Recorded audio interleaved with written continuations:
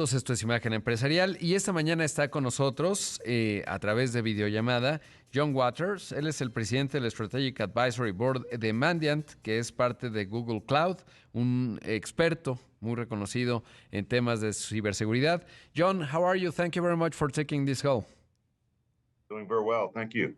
Well, first of all, I would like to ask you about the cybersecurity landscape. How do you see it? Recently, here in Mexico, we have some vulnerabilities of the government, particularly of the defense secretary.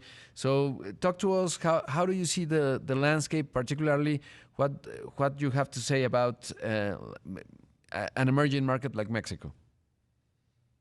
Yeah, it's a good question, and one that unfortunately has been increasing in risk for 20 years. So I think every year we expect something to finally start to slow down and find a level state of threat, but it continues to increase in sophistication and increase in the breadth of the targets. As from the United States, we've always been an early target for all kinds of cyber attacks, from destructive attacks to financial attacks to cyber espionage attacks. And we've now really seen attacks pivot all over the world as adversaries want to gain more information and strategic advantage over the decision making of other countries. And Mexico has recently witnessed that through your own attacks, and it's unfortunate, but it's the future that we all have to expect to live in. Le pregunto, bueno, pues cómo se ve el panorama. Le cuento que en México recientemente, bueno, pues estos ataques que ha sufrido y filtraciones la Secretaría de la Defensa, y me dice que sí, que hay nuevos riesgos que en los últimos 20 años pues han venido increciendo, que Estados Unidos pues ha sufrido ataques cibernéticos, de espionaje, destructivos, etcétera, y que esa, bueno, pues es una realidad que se impone. John, and how is evolving? Because now we have very visible AI, artificial intelligence systems. Are the different parties that make these attacks are using artificial intelligence to find vulnerabilities and execute attacks? Are we seeing that on the landscape? Not really, Rodrigo. I mean, the unfortunate reality is most governments and companies around the world still don't have the basic cybersecurity practices implemented. So if you look at your own attacks here in Mexico, they were taking advantage of a vulnerability in Microsoft Exchange server that's been around for a year and a half. Oh. So this is something that could be patched, and you could be protected of something that's been out there in the public domain for a very long time. So if companies and countries would just do the basics well, then perhaps the adversaries would have to use more sophisticated techniques. But unfortunately, they can use very basic techniques and still be successful.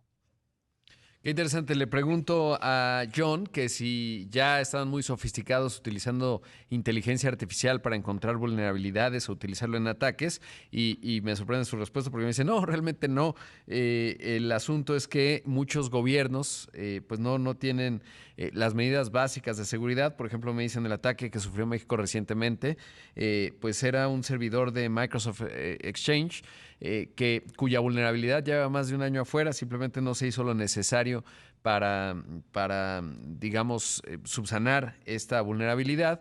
Dice entonces, pues no han tenido que ser tan sofisticados. So, will you think it's a problem of budgets, a problem of incapacity, incompetence of the persons that are in charge of IT?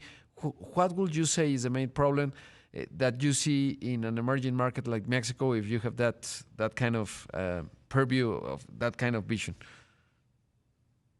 Yeah, I think it starts with awareness that there's real risk to the economy, there's real risk to your security, and there's risk to your sovereignty if you don't execute a cyber defense strategy that makes you a hard target. And it starts with commitment from the government and commitment from the commercial sector to increase your cybersecurity defenses and improve your security posture. Of course, there has to be resources applied. Oftentimes, regulation drives commercial compliance to build a baseline level of security that makes you a harder target. And what governments and criminal groups around the world are doing is looking for the easiest targets. So those countries that have been lagging in their security investments and security posture are becoming the targets of choice today because some of countries have really improved their cybersecurity defenses and make it much harder and much more expensive to attack. So they can use criminals and other nations can use very basic tools and still compromise many countries and companies around the world. And that's where they're shifting their targets to. Me dice que le pregunto cuál es el problema principal, si es presupuesto, incompetencia, etcétera, y me dice que es el simplemente darse cuenta, el tener visibilidad de los riesgos que haya la soberanía, etcétera, y hacer un compromiso, o el gobierno tiene que tener un compromiso de ciberseguridad, también obviamente de la mano del sector privado, eso con el objetivo de dar más recursos. Y es que los atacantes utilizan los objetivos más fáciles, es decir, los países que implantan ciberseguridad, pues son menos atacados naturalmente porque los criminales están buscando los puntos más fáciles de atacar con herramientas más básicas, y ese es el asunto. What will you say a company should do?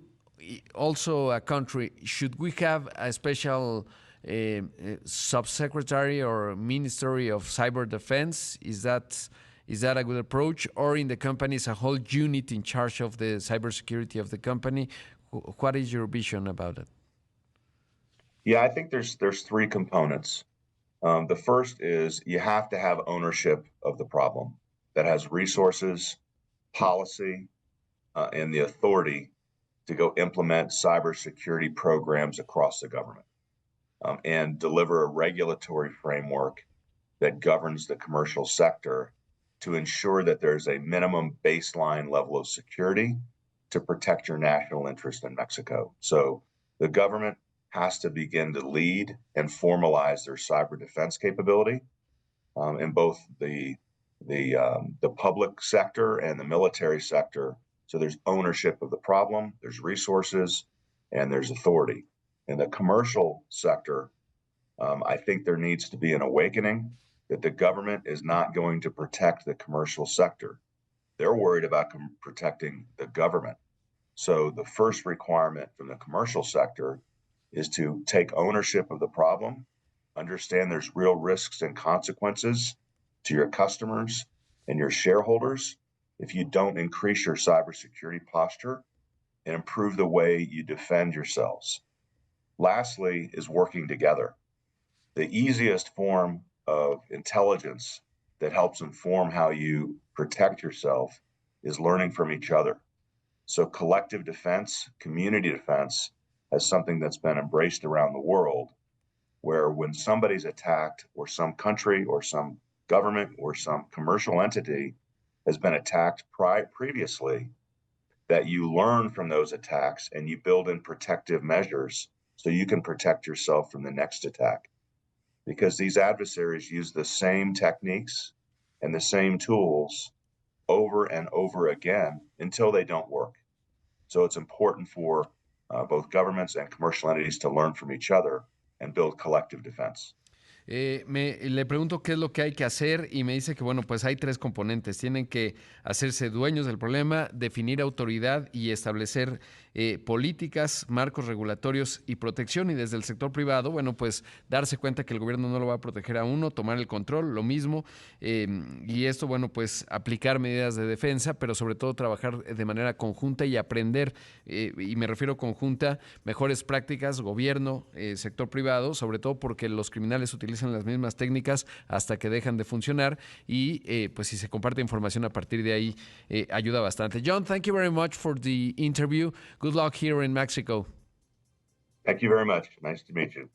Nice to meet you. Ahí escuchamos a John Waters, presidente de Strategic Advisory Board de Mandiant y parte de Google Cloud.